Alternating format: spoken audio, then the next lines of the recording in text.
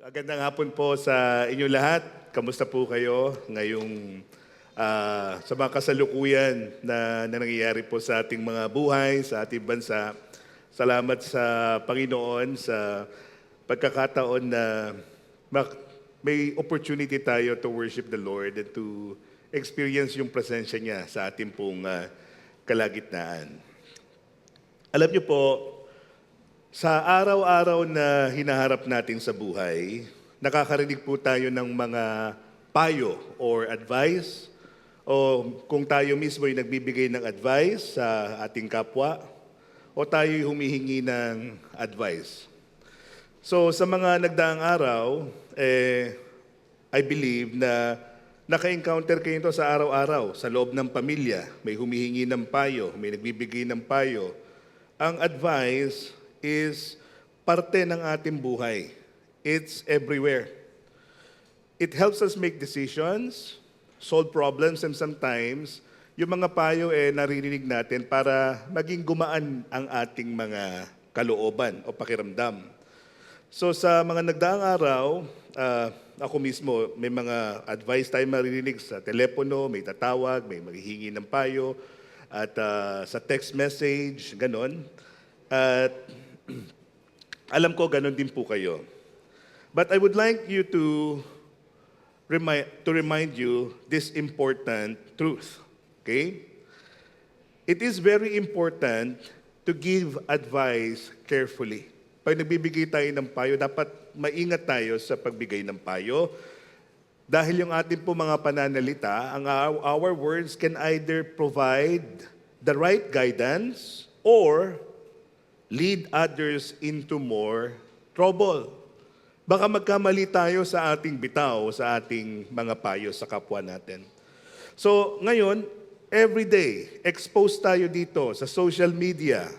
Pag nagda-drive ka, nakikinig ka ng local radio station, puro payo. Payo about sa patungkol sa pag-ibig, patungkol sa relasyon, patungkol sa mga bagay-bagay. However, most of the advice na naririnig po natin sa ating paligid, tinatawag po natin itong worldly advice o makamundong payo. Worldly or selfish, nakatuon sa sarili. Worldly advice rather than godly or truthful advice na talagang makapagagabay sa atin. Yung worldly advice often focuses on helping you get ahead, be popular, or enjoy temporary things. Yung godly advice naman, on the other hand, is advice based on the Word of God, the Bible. Kaya napaka-importante na matuto tayo kung ano yung nasasabi sa mga salita ng Diyos. We read the Bible, we memorize, we remember, we recite, because godly advice from the Word of God, it encourages us to do what is right. Ito po ang tunay na gabay na katotohanan na magbibigay sa atin ng tamang landas. So maraming tao, they suffer the consequences of following wrong advice or worldly advice sa kanilang buhay. At totoo nga naman, kailangan din natin ng mga good practical advice. Pero ang pinaka-importante sa lahat, dapat align ito, nakasangguni ito sa godly advice, sa counsel na nakasulat sa salita ng Diyos. Para maingatan natin yung mga susunod na hakbang sa pagtanggap ng mga payo. Ang title po ng ating mensahe ngayon ay Why is Seeking Godly Advice Important? Ito po yung number 9 na ng sermon series natin, Ancient Wisdom for a Modern Man. So yung mga verses po natin nasa Proverbs pa din. May I invite you to stand with me sa pagbasa po ng salita ng Panginoon. Tignan po natin kung ano yung sinasabi ng salita ng Diyos na mga kawikaan na ito patungkol sa payo. Proverbs 11:4, where there is no guidance, a people falls. But in an abundance of counselors, there is safety. Proverbs 12, verse 15, The way of a fool is right in his own eyes, but a wise man listens to advice. Proverbs 19 verse 20, listen to the advice and accept instruction that you may gain wisdom in the future. Proverbs 24 verse 6, for by wise guidance you can wage your war, and in abundance of counselors there is victory. Proverbs 15 verse 22, plan fails for lack of counsel, but with many advisors, they succeed. Manalangin po tayo. Panginoon, salamat pong muli sa pagkakataon na ito na makakatanggap kaming muli ng katotohanan sa salita mo, na banal at buhay, na siyang magagabay sa aming buhay, makapagbabago na aming isipan ng perspective patungo sa kaisipan ng Diyos. Lord, we pray that you may guide and help us, Lord, understand your truth sa mga wisdom na ito na nabasa namin at maisabuhay namin ito upang yung mga desisyon namin, yung mga hakbang namin ay tunay na nakatuon lamang para sa iyo at sa iyong ikararangal sa kapurihan ng iyong pangalan. Tulungan mo kami, Banal na Espiritu, sa aming pag-aaral. Ito po'y aming dalangin sa pangalan ni Jesus. Amen. Please be seated. Ngayon, ito po yung main idea. Ready na ba kayo ulit? Ang main idea po natin is seek godly advice. Now, tingnan niyo yung katabi ninyo kung may katabi kayo at sabihin niyo yung mga katagang yon. Seek godly advice. Kung wala kang katabi, katulad ko ngayon, sarili ko na lang kakausapin ko. Seek godly advice. Okay? Tingnan natin bakit kailangan natin ng godly advice. Kasi sa mga talata natin, tingnan natin yung dangers when guidance is absent. Kung walang guidance, napakadelikado. And alam nyo, I know that many of you would agree with me na kung ang isang tao ay walang guidance, they can easily make mistakes. Totoo po. I think in one way or the other, we have experience in our lives na dahil hindi tayo sumunod sa guidance, pumalya tayo, nagkamali tayo, nagkaloko-loko. At ito yung iniingatan natin ngayon sa ating desisyon sa buhay bilang tagasunod ng Panginoon. Ang typical na example dito is, alam niyo yung 90s, yung mga 90s pa, wala pang Waze, wala pang Google Maps. Di po ba? So pag nagda-drive ka, napahaba yung drive mo, ngayon nalilito ka kung saan ka liliko, saan ka pupuntan yung sa destination mo, hindi mo alam.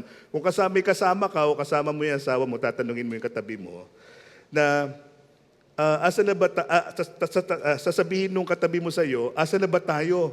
Huminto muna tayo, tapos magtanong muna tayo kung saan yung direksyon. Sino po yung nakaka-relate? Ako lang yata, kami lang yata ni Nick eh. Di mo ba? Sa kadalasan, ano ang sinasabi ng driver? Alam ko yung ginagawa ko. Alam ko yung daan.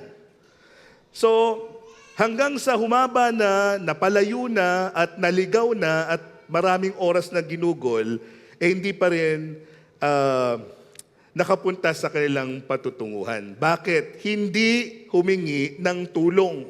Hindi humingi ng guidance. Sana napadali na lang eh. Pero dahil sa matigas, dahil alam ko itong gagawin ko, alam ko itong daan, na-delay. Hindi na nakaabot sa wedding. Sayang, abay pa naman or ninong pa naman. Di po ba? So ngayon, similarly, mga kapatid, ganun din po ang halintulad dito. Sa pag-drive or pagtahak, pag-navigate natin ng ating mga buhay, kung walang advice, especially kung walang wisdom, kung walang godly advice, we risk taking the wrong path. And hinahanap natin kung ano yung direction. Minsan sa kadalasan, dahil nawala na tayo, we lost our ways, our path is toward darkness, toward lies, confusion, and become overwhelmed with many unnecessary things, mga doubt, mga confusion. Yet, mga kapatid, kung magpapakumbaba lang sana tayo, if we will just humble ourselves and seek godly advice and direction, we can find clarity. Magiging malinaw ang lahat. Ang ano lang naman ang kailangan is humingi ng gabay. Napakahirap sa tao no, na humingi ng gabay. Mamaya, may sasabihin po ako tungkol para dyan. Sabi sa Proverbs 11 verse 4a, yung isang line po doon, where there is no guidance, a people, what? Falls. Mapapahamak. Kung walang gabay, may kapahamakan. At totoo ito mga kapatid. Totoo ito, pag wala tayong wise counsel, a person minsan meron kang napaka-impulsive ng iyong desisyon. Akala mo, tama na ito, and then gagawin mo. And then later on, you will regret. Sana hindi ko na lang ginawa. We can see this sa maraming mga young people. Young people, listen to me very, very carefully kasi iniingatan namin kayo kasi kayo yung future namin. Ng church na ito, na naririnig natin itong mga aral na ito para maingatan nyo ang inyong mga sarili sa mga desisyon ninyo, sa love life ninyo, sa inyong mga career, na maraming young people, because they make drastic decisions in their life, because they don't listen to the advice of the elderly, nagkakamali sila. And then, sa huli, ang pagsisisi. Napakaraming mga teenage pregnancies. Napakarami na mga batang ligaw. So we need to rescue the next generation by giving them proper and godly advice, and the church needs their help. The next generation. So sabi eto din, meron pa ako isang example, no? Pagka wala kang guidance, nagbibigay sa'yo ng plan, kuwari gastador ka. We see this, the mga pipong magasta, may yung sa spending habits nila, yung lack of discipline nila sa paggastos, maaaring mabaon sa utang. Hindi marunong mag-budget, hindi marunong mag-save. Without proper planning or advice, they may find themselves overwhelmed sa dami ng utang, sa dami ng gastusin, sa dami ng mga atraso, and ultimately affecting their lives and the lives of people around them. Marami pa pong example. Proverbs chapter 12, verse 15a, yung isang line po doon sabi, the way of a fool is right in his own eyes. Yung hangal daw, akala niya tama yung kanyang ginagawa. The way of a fool is right in his own eyes. In this context, ang ibig pong sabihin nito, itong Proverbs na to ay sinasabi, yung isang tao sa isang tao na hindi marunong makinig sa payo. Ito siya, a way of a fool is right in his own eyes. Ngayon, bibigyan ko kayo ng mga rason. I was reflecting, sabi ko, ano kaya yung mga reason, bakit yung mga tao hindi nakikinig sa advice? Okay? Una, alam niyo po, we often believe that we know what's best. Bilib na bilib po tayo sa ating mga sarili. Na kaya ko to, alam ko to, gagawin ko to. Now, how many of you have made a decision on your own, na sa sarili niyo lang, alam niyo, ito yung best na desisyon. Ito yung tamang trabaho para sa akin, ito yung tamang relasyon para sa akin, and then later on, may regrets ka, nagsisi ka. Ako lang po ba? May mga ganun po, no? Nakala natin ito yung best, pero ginawa natin, pumalya. Maybe it was rushing into a relationship without truly knowing the person, or nag-a-aspire ka ng mas magandang trabaho, or you're chasing yung fleeting dreams mo, only to find out na pag decision mo doon, hindi pala ako para dito. So perhaps it was ignoring the advice of friends and families. Kasi iniisip natin, thinking we knew better. And facing the consequence, and later on, we will face the consequences of our stubbornness, katigasan ng ating ulo. Lahat po tayo guilty dyan. Alam niyo mga kapatid, listen to this. Yung pride natin, our pride and desire for independence makes it hard for us to ask help. Even when we truly need it. Dahil ma-pride, hindi ako hihingi ng tulong, kaya ko to. Pero kailangan mo na talaga ng tulong eh. Kaya nga may mga tao sa paligid mo, kaya nga may pamilya, kaya nga may kaibigan eh. Dahil ito yung mga gagamitin ng Panginoon para maliwanagan ang ating mga ipag-iisip. Subalit, mamaya, tuturo ko sa inyo, sino ba itong mga tunay na kaibigan, tunay na nagbibigay ng advice sa atin? We will get to that later on.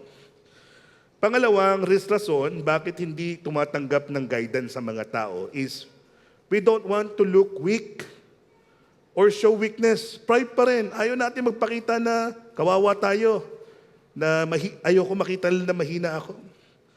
So, hindi natin ina-admit yon kasi ang pag-iisip natin, this is a worldly mentality na ang paghingi ng tulong ay sign of weakness and failure.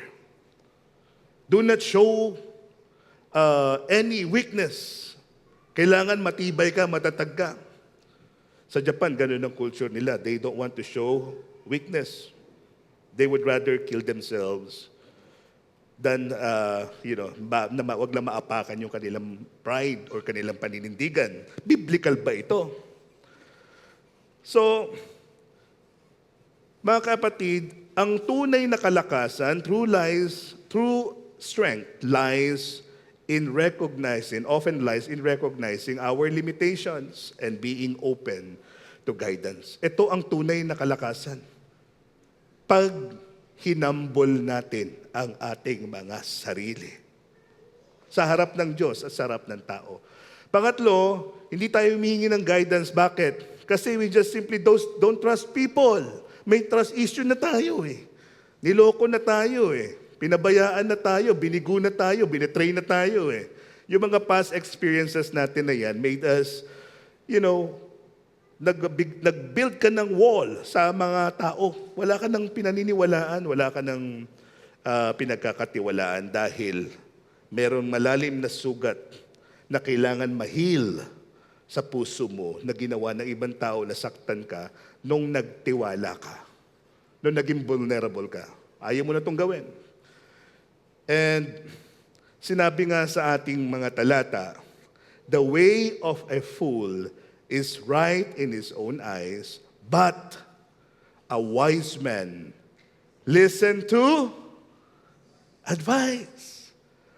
Our goal is to become wise. As followers of the Lord, as Christians, na gusto natin maging genuine, maging true believers, maging totoo sa ating kapwa at sa ating Panginoon, ang goal natin ay maging wise sa pamumuhay na ito. At isang paraan nito, mga kapatid, if you want to gain wisdom, if you want to be wise, listen to advice. Ito'y salita ng Diyos, mga kapatid. A truly wise person recognizes the value of others' perspective. Nakikinig. Winiweigh niya. Nakikinig siya sa mga advice. Gather siya ng information. Kinukonsider niya yung bawat payo and then he will make a decision, the right decision, na alam niya, ang tingin niya, eto na siguro yun. In other words, open siya. Nakikinig siya. Yung mga taong matatalino, marunong makinig. Magaling silang makinig. Magaling silang mag-analyze ng mga sinasabi ng tao sa paligid nila. Karamihan sa kanila nga, mga tahimik lang, pero nakikinig sila. They're willing to listen, they're willing to learn.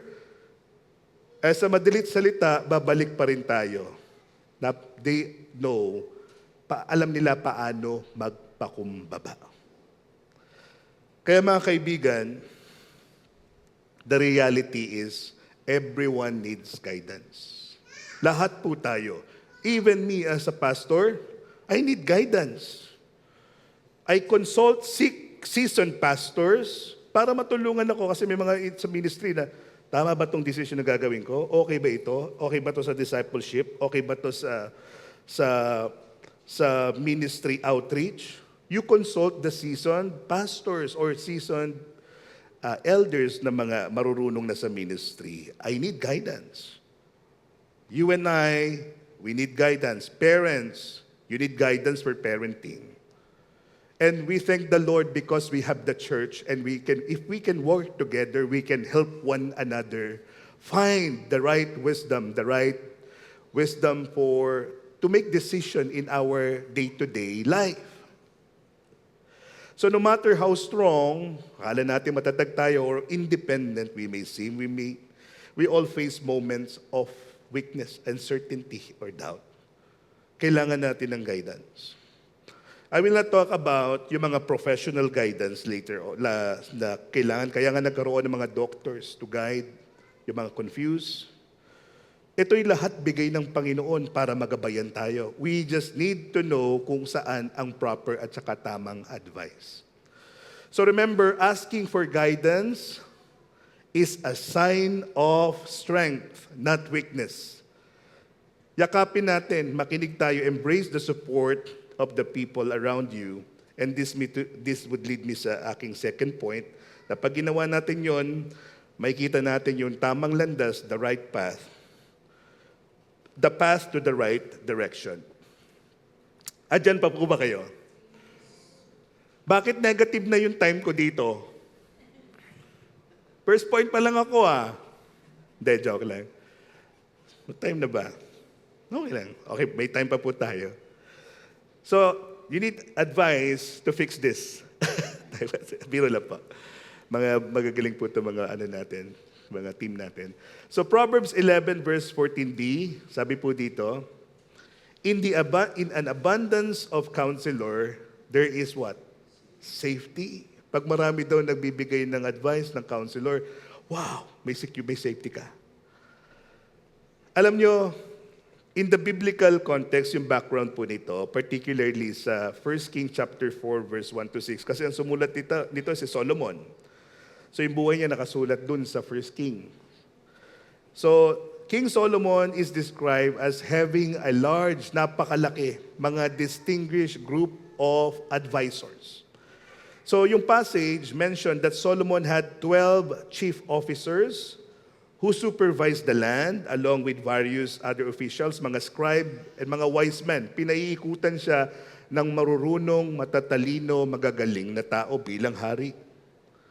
So specifically, the text highlights Solomon courts. Punong-puno daw ng counselors, ng ministers, kasi they discuss, they ask question, and dahil doon sa mga counsel na yon, sa napakaraming counselor na pumapalibot sa kanya, mga wise officials, ito yung nagbigay ng contribution sa stability and prosperity ng kanyang pamumuno o ng kanyang paghahari. Makinig tayo mga kapatid. Imagine, even the wisest king ever lived, pinakamatalino, pinamakagaling na hari, even the wisest king who ever lived was surrounded by many counselor. Magaling na siya eh. Pero pinalilibutan pa rin siya ng mga counselors. Bakit? Kasi si Solomon teachable. He humbled himself before God and he humbled himself before wise people. Ayaw niya magkamali sa decision niya. So nagbibigay sila ng mga advice sa hari at ito yung nakatulong kay Solomon kahit na marunong na siya. Sana maging ganun din po tayo na alam ko may mga experience ng iba sa atin dito. Marunong na, pero wag natin pong kaligtaan na makinig pa rin sa mga payo dahil ito'y makakatulong. Even King Solomon did. Now, I'd like to give you itong scenario ng illustration. Scenario lang ito ng paano i-illustrate ko sa inyo paano yung isang tao nakikinig sa advice. Okay? Kung ano man yung mga pangalan na mabanggit ko, okay, siguro coincidental lang yan. Okay? Don't take it seriously. Pero maganda po ito. Meron pong isang tao, pangalanan natin siyang Kirby. Okay? Kirby. So, si Kirby nagko-contemplate, okay, about starting a new business venture, and then he feels both excited pero uncertain. So to gain clarity, he seek counsel. Nagpa-advise siya sa several mga trusted friends niya sa kanyang home church. No? Nagpa-advise siya. Nag-usap-usap sila para makagather ng mga different perspective. Ito si Kirby nasa kanilang sa marketplace. Nag-usap-usap sila marketplace group with his friends o kaya sa church. Sabi niya, nagnanalangin ako, I've been praying for this new business idea. Sabi niya, and I want to make sure na tama yung magiging decision ko. I want to make the right choice. So can you give me an honest advice? Wow, I like that kind of person. Gathering informations. Si Phil, andun, yung businessman. So, si Phil experienced a business, sabi niya, Kirby, are businesses that are already very saturated. Marami na. And it would be best kung ano man yung bigay na, kung ano yung capital, available na capital, focus on more unique business based on competition and market demands. That's wisdom, that's wise. So come up with, mag-arali mo with feasibility studies, the details, business plan first, and see the viability. Kasi success often depends on good planning, hard work, and financial wisdom. That's a good advice. So make sure you're prepared also na i-take yung risk. Si Jackie, yung worship leader, nandun din. Sabi niya, Kirby, I believe prayer should be your first step. Ask the Lord, ask for wisdom and discernment. May mga kaibigan talaga kayong ganun minsan, mga parang spiritual. Pero totoo yung sinasabi, totoo yung advice nila. Seek God's guidance and understand if the venture is aligned with His purpose for your life. Kung sa Panginoon ba ito? Purpose ba ni Lord sa iyo ito? Alamin mo. Andun si Sunny, yung kaibigan, encourager. Sabi niya, Kirby, I know you're passionate about helping people sa iyong trabaho. Gusto mo magkaroon ng venture para makatulong ka pa. If you feel called to do that, kung meron kang peace sa puso mo, go for it. Step in faith. Sometimes God asks us to take risks to grow and see His faithfulness. Different advice, no? And dun yung pastor, biblical advice. Bibigyan siya ng biblical advice ngayon. Sabi ng pastor, Kirby, consider the impact the impact on your family. Yung plans mo, yung business venture mo na gustong gawin, ano ba magiging impact nito sa family mo, sa calling mo, sa ministry mo? Will this venture allow you to serve others and honor God? Sometimes the best decision is the one that balances ambition with compassion and walk in integrity. So, si Kirby, reflecting, contemplating, he was thankful in his heart, sabi niya, it sounds like I need a balance. Thank you sa mga advice nyo, sa mga sinabi nyo sa akin. Mga practical planning, spiritual guidance, faith to step out, and consideration for others. And then sabi niya, I will pray. Mag-aantay ako. I will pray. I will do my homework and continue to seek God's help and guidance through wise counsel. Now, Proverbs chapter 19, verse 20, it says, listen to advice and accept what? Instruction, that you may gain wisdom in the future. Listen, take note, listen to advice and be willing to accept instructions. Don't be wise in your own eyes. Yun yung fool. But this person, a person who was willing to listen and gather instruction information, listening to advice. Alam niyo ba kung bakit? Sa kadalasan po kasi, maraming tao, they seek guidance, but they fail to embrace the lesson. Nagpapa-advise, pero iba naman yung ginagawa. Naka-encounter na ba kayo ng taong ganon? So, other people don't want advice at all. Ayaw nilang advice nila ng mga kapwa nila, ng tao. Bakit? Kasi minsan, gusto lang nila attention. Akala mo nagpapa-advise, yung pala attention seeker. They will waste your time. So some are simply looking for affirmation. Gusto nila sang-ayunan mo sila sa gusto nila. They don't want advice. They need license. They want you to condone or gusto nilang konsintihin mo kung ano yung gusto nila. Others are just advice collectors, advice, kuha ng mga advice, they collect and collect and collect, but never select. Applicable din pala dito yon sa advice. Collect and select. So remember mga kapatid, nothing will happen or nothing will change unless you put good advice into action. Nakuha po natin. So, if you heed good advice, you may gain wisdom in the future. Hindi naman kailangan mag-decision ka kaagad eh. You just need to gather good advice and accept mga instructions, and then in the future, makukuha mo, madidiscover mo kung ano yung dapat mong gawin. Dahil nakinig ka. Dahil bukas ang iyong pag-iisip, ang iyong tenga sa mga payo, lalo na sa magandang payo. This means magiging smart ka. Magiging discerning ka. You can make better or choices in life if you listen to good advice now and learn from your experience. You'll understand more about life. Matututo ka paano i-handle yung mga sitwasyon sa buhay mo sa mga hinaharap. Nakuha niyo po mga kapatid. So it's about acquiring, getting better and making decision and understand what truly matters. Sa ating pong panghuling puntos, andyan pa po kayo. Tignan naman natin kung ano yung benefits ng wise counsel. Sabi nga nila, experience is costly. Totoo po ba yun sa buhay niyo?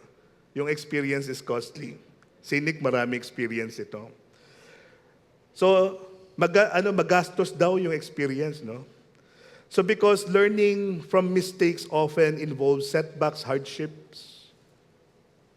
Sa negosyo man ito, sa pamilya o sa desisyon, for example, someone might lose money due to poor investment choices or face heartbreaks from a bad relationships. So you invested already your emotions, your time, your energy, and then sa huli, wala rin nangyari. O kaya sa negosyo, ganun din, naubos. So these experiences can be expensive in financial or emotional terms, but they often teach us a valuable lesson. Hindi naman nasayang yan. Natuto tayo, we learn the hard way. And most of us, many of us, learning the hard way. So to seek wise counsel, so bakit may paraan, hindi naman kailangan na to learn the hard way all the time eh. Kung teachable lang tayo, kung nakinig tayo sa una, maayos naman eh. Ganun ang Panginoon eh.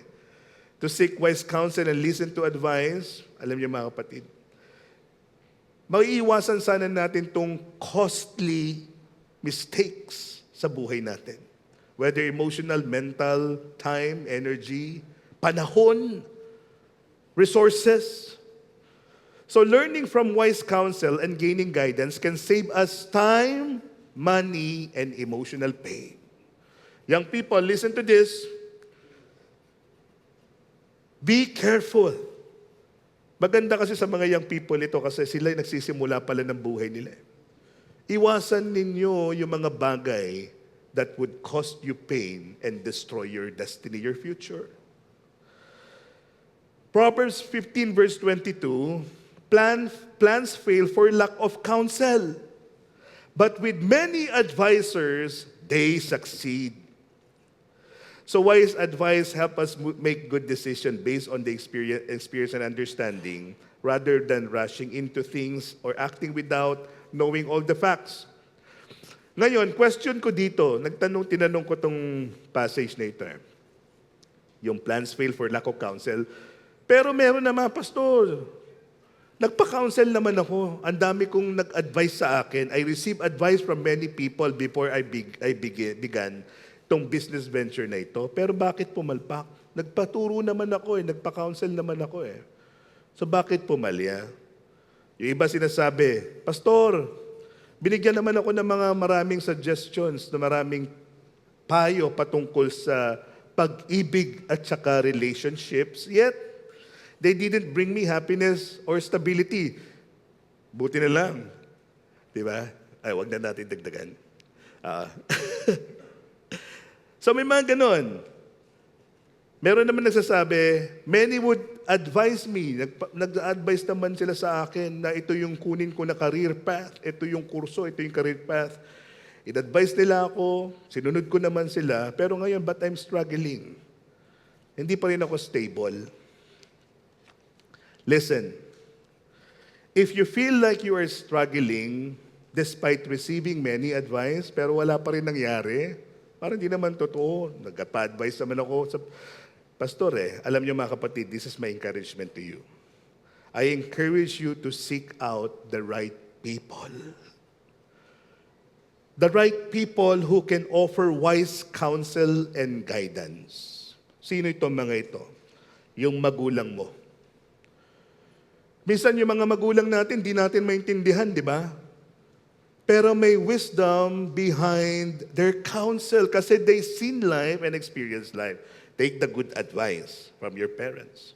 Another thing, sino itong mga ito? Yung mga counselor na credible. Yung may mga experience na. Yung capable of providing sound guidance. Because, listen, na hindi lahat ng counselor are equally good in giving advice. Hindi lahat nagbibigay ng tamang advice. Most importantly, mga kapatid, as a family of believers, as a Christian, ito yung dapat natin gawin. If you are seeking or if you seek advice, humihanap ka ng payo, I encourage you to look for someone, a person walking with God. Ito yung hanapin mo, a person with wisdom, a wise and godly person. Ito yung tanungin mo. Ito yung kausapin mo. Pero ang tanong, paano natin malalaman kung godly and wise person itong tao na ito? Diba? Baka hindi naman godly, baka hindi naman wise. Alam niyo, malalaman niyo kung paano if this person is prayerful. A prayerful person is close to the Lord. A prayerful person is dependent on God and dependent on God's leading and guidance. A prayerful person, my brothers and sisters, if you are a prayerful person, you can discern. You can discern the heart of God. You can discern what is right and wrong. You can distinguish kasi you are filled with the Holy Spirit if you are soaked in God's presence. That's the presence of God. And then another thing is a prayerful person, kaakibat nito, devoted yan sa salita ng Diyos. Maganda yung prayer life niya. He trusted, he listens, he meditates the Word of God, not only have the knowledge about God's Word, but itong taong ito, ina-apply niya rin, nakikita mo sa buhay niya. Hindi perfect, pero nakikita mo itong taong ito sumusunod sa Panginoon. Look for that person, a genuine believer who demonstrate godly characteristics. Na itong taong ito, hindi siya perfect, pero may fruit ng Holy Spirit. This person is loving. This person is compassionate. This person is joyful, love joy. This person is patient. This person is kind. This person is good. He is faithful, he is gentle. This person of self-control. Meron siyang godly characteristics. And he is prayerful. He loves the Lord. He worship God. And such person's life, hindi naman nagbibida yung sarili niya na sa akin kayo magpa-counsel. Hindi naman ganon. Pero nilalapitan yung mga taong ito. Bakit? May nakita silang wisdom sa tao na yon because that person is walking with God.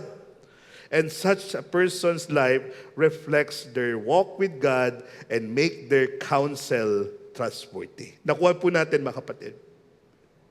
So Proverbs 24 verse 6, it says, For by wise guidance you can wage your war, and in an abundance of counselor there is victory. Laging abundance of counselor, no? Alam niyo, when it talks about war, itong war na ito, it doesn't always mean yung war dun sa Senate ay Nako, mali pala yan. Teka lang.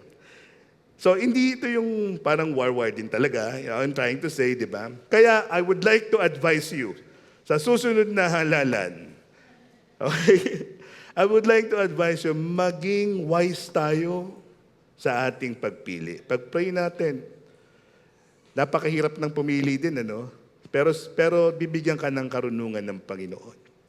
So yun yung good advice that I would like to leave you. Para nahihirapan tayo sa ating bansa ngayon, pero manalangin tayo sa pagkakaisa, sa pagsunod sa Panginoon, sa pagbibigay ng magandang modelo sa ating mga pamilya, paano mahalin ang Diyos at unahin siya sa lahat. So ito yung, it's not about fight with swords and weapon. Instead, ito yung mga battle sa buhay mo. Mga battle, mga hardships, mga problema, mga conflicts, disagreement, mga tough choices. Okay? The idea is that if you get good advice, pag nagpa-advise ka at nag-guide ka, you're more likely, malalaman mo paano i-handle yung mga battle mo sa buhay. Alam niyo minsan, sa ating buhay, pag maraming problema, we're so confused kung anong decision yung gagawin natin. Nalilito tayo, tama ba to? Kasi ang dami ng problema eh. Pero sabi sa James chapter 1 verse 5, if you lack wisdom, you should seek God who gives generously without finding fault. At ganun din, nakakatulong yung maraming counselor, godly counselor to guide you in your battles in life. Nakuha niyo po. Yun po yung ibig sabihin ng abundance of counselor. Also remember, mga kapatid, we are living in a world full of lies. Be discerning. Confusion and deception. Mga tao ngayon, they don't understand, they do not know what is right and wrong. And yung mga problema, mga trouble sa buhay natin, usually, yan yung mga result din sa pagtanggap natin sa mga maling payo. So, subalit mga kapatid, if you are surrounded, ito nga, abundance of counselor, if you are surrounded by wise and godly people who can guide us with the wisdom that comes from the Word of God, it helps us understand what it means to live in accordance to the will of God. We need God's Word. Again and again in our church, we always not bombard, no? We do not want to bombard you, the Bible. We encourage you to treasure the Word of God in your life kasi ito yung counsel ni Lord. True wisdom, truth is written in this book. This is our final authority, our primary authority, the source of our guidance and counsel in life, the perfect Word of God. It's divine, it's alive, it's active. And I encourage you, my brothers and sisters, in the last days that we are living in, why not devote ourselves, tayong lahat, search and seek the Word of God. I-treasure natin siya because the Word of God can change your life, your destiny, and you can experience more of God in your life in this book. So sa aking pagtatapos, I would like to conclude this message with these thoughts. Don't think, mga kapatid, tayo, don't think you know everything on your own. God created us as a community, ibig sabihin, family. The triune God is a family, the Father, Son, Holy Spirit. They work together for the creation of this world. Okay, saka na yung Trinity. I don't want to complicate your... But one God in three distinct persons, there's relationships. They have function and roles for the redemption of man. We need one another also as God created in His image. So be open to learning from others. And remember that wisdom comes from humility. Sa pagpapakumbaba. Katulad ni Solomon, nagpakumbaba sa Diyos. Binigyan siya ng wisdom. He became the wisest man ever lived. Now, surround yourselves with godly advisor. Mag-ingat tayo sa mga taong hinihinga natin ng payo. Ito yung mga taong dapat, they encourage you with God's word. They inspire you. They're honest. They speak the word of God. Sasabihin nila kung ano yung lovingly kung ano yung mali sa'yo at hindi tama. Ito yung mga totoong kaibigan eh. So, they care for your well-being. Kaya importante yung discipleship group kasi it's a community of believer, of accountability, talking together, loving one another. Sometimes they cry and carry each other's burdens. Surround yourselves with godly friends, mentors who uplifts and deepen and help you deepen your faith and strengthen your character. So choose your advisors wisely. Pangatlo, ito yung importante rin, don't assume the role of an advisor if you are not ready yet. Napakahirap po. Baka may mabitawan tayo yung salita na hindi makakatulong. Kaya grow, be equipped in the Word of God, in God's Word. Kasi true wisdom comes from understanding the Word of God at saka acknowledging our limitation. So, it's important to just listen carefully, be humble, recognize kung kailangan mong mag-step back, i-refer mo na lang.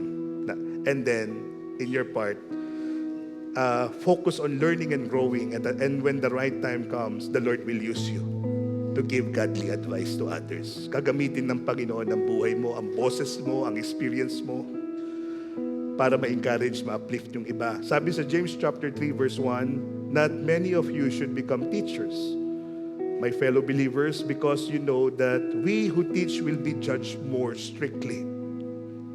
We need to be careful with our words, with our advice sa mga sinasabi natin, dahil pwede tayo magkamali at pwede tayo makasira ng buhay ng kapwa.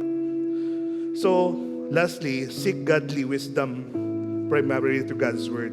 Again, let God's wisdom shape your decision, renew your mind, and strengthen your faith. We praise God because every Sunday, we can hear God's Word. Puspos tayo ng counsel ng Panginoon sa Kanyang salita. Sa Sunday worship natin, sa mga Bible study, let's cherish this moment. Kasi sa ibang bansa, wala silang privilege na ganito. Hirap na hirap sila makapagbasa, makapag-recite, makapag-preach, but we have all the privileges. Let's treasure this. And let's honor the Lord by making His Word our top priority in life and obeying His Word our top priority. Hebrews chapter 10, verse 24 to 25. And let us consider how we may spur one another toward love and good deeds, not giving up meeting together, as some are in the habit of doing, but encourage one another, and all the more as you see the day of the Lord is approaching. Amen? And then lastly, it's not in my script, pero the Lord reminded me, who is the best counselor ever? Sabi sa John chapter 16, verse 13, but He, the Spirit of truth comes, He will guide you in all truth. Sabi dito sa verse 16, verse 7, unless I go away, the counselor will not come to you, but if I go, I will send him to you. The Holy Spirit is our counselor. If you have Jesus Christ in your life, you have the Holy Spirit. Acknowledge His presence. Be filled with the Holy Spirit. Listen to His voice, to His conviction. He will remind you of the truth of God. He is the best counselor ever. Ang dami ng binigay ng Panginoon. Andiyan pa yung Holy Spirit. Acknowledge the Holy Spirit in your life and be filled by the Holy Spirit, our true counselor. He will remind us and guide us the truth of God. Amen? So therefore, seek godly advice. Turn to the person next to you at sabihin mo yan. Let's seek godly advice. Amen? Panginoon, salamat po sa mga advice mo, sa counsel mo sa amin, sa Proverbs na ito na binasa namin. Naway manatili ito sa aming puso't isipan at maisabuhay sa pang-araw-araw hanggang sa muli mong pagdating. Sa iyong papurit, pasasalamat sa pangalan ni Jesus. Amen. Now let's reflect in 2 minutes and then we'll sing a song and then please bear with me with the time. The message is just very important and manatili tayo sa presensya ng Panginoon hanggang sa pagbigay ko po ng benediction.